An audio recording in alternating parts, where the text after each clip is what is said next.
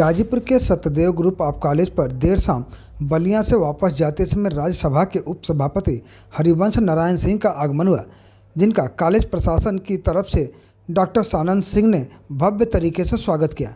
स्वागत के पश्चात उपसभापति हरिवंश नारायण सिंह ने कर्मवीर सत्यदेव सिंह के चित्र पर पुष्पांजलि अर्पित किया और उसके पश्चात कॉलेज के प्रबंधक डॉक्टर सानंद सिंह से विद्यालय और वहां के छात्रों के बारे में जानकारी भी लिया और उसके पश्चात उन्होंने कॉलेज के डायरी में कॉलेज आने के अपने अनुभव को भी लिखा कि यादगार क्षणों में से है। सदैव बाबू का विजन, योगदान, प्रतिभा, समाजवादी चिंतन आने वाली पीढ़ियों के लिए प्रेरक है। समाज के लिए जीना, समूह की प्रगति के लिए ही आत्मोत्सर्ग करने वाले लोग ही समाज के प्रेरणा पुरुष होते हैं। सदैव बाबू ऐसे ही थे। यह कॉलेज समूह इस क्षेत्र में शिक्षा की रोशनी से नई सुबह की रोशनी लाने के काम में 1950 से लगा। यह थी आदरणीय सदैव बाबू की दूरदृष्टि। आज 21वीं सदी दुनिया में ज्ञान की सदी कही जाती है, पर इसे 1950 में ही सदैव बाबू ने देख लिया था। उनकी महान दूरदृष्टि और योगदान को आज इस परिसर में आकर प्रणाम करने का सुअवसर मिला। अपने को गौरवान्वित महसूस करता हूँ। दुनिया में टेक्नोलॉजी ही नया इतिहास लिखती है। और याद करिए, अगर टेक्नोलॉजी में आप पिछड़े तो आपका यह जो मौजूदा सामयिक इतिहास है अतीत बन जाएगा। याद रखिए, जब आपके देश में तोप और गोले लेकर बाहर के आक्रमणकारी आए तो आपने तीर से मुकाबला करना शुरू किया और आप पिछड़ गए। दुनिया में जिन लोगों ने भाप का इंजन खोजा, अंग्रेजों ने, उन्होंने पूरी दुनिया पर राज किया। उसके बाद नई टेक्नोलॉजी में प्रगति अमेरिका ने किया और उसका दुनिया में असर रहा।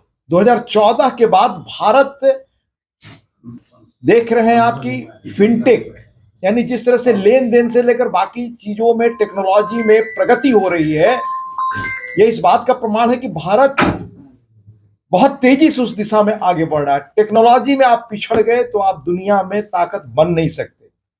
इसलिए आर्टिफिशियल इंटेलिजेंस का ये जो दौर आ रहा है, ये आपके लिए अवसर है। और जब भी नई टेक्नोलॉजी, आप याद करें, जब कंप्यूटर आ रहा था तो लोग कहे कि सब बेकार होंगे, पर कंप्यूटर आप नहीं अपनाए होते तो आज घर बैठे बैठे आप ट्रेन का टिकट लेते हैं। एक एक दिन में 2-2 करोड़ लोगों को टीके लगे यहां, और सब अगर मोबाइल और सारी चीजों से हुआ तो ये टेक्नोलॉजी नहीं होती तो संभव था। आज आपकी आबादी 140 करोड़ है, कहते हैं 150 करोड़ तक जाएगी। इतनी बड़ी आबादी का दुनिया में कोई देश नहीं है, और क्षेत्रफल की दृष्टि से आप 6ठे-7वें पर, आपसे 5 गुना क्षेत्रफल के देश हैं कम आबादी के। इतनी बड़ी आबादी और इतनी चुनौतियों का देश बिना टेक्नोलॉजी के समाधान के आगे बढ़ ही नहीं सकता। मैं अंतिम बात उसमें कहूंगा, दुनिया की सबसे बड़ी पत्रिकाओं में से इकोनॉमिस्ट पत्रिका है। ये सब पश्चिम की वो पत्रिकाएं हैं जो भारत जब ताकतवर हो रहा है दुनिया में तो भारत की आलोचना करती हैं।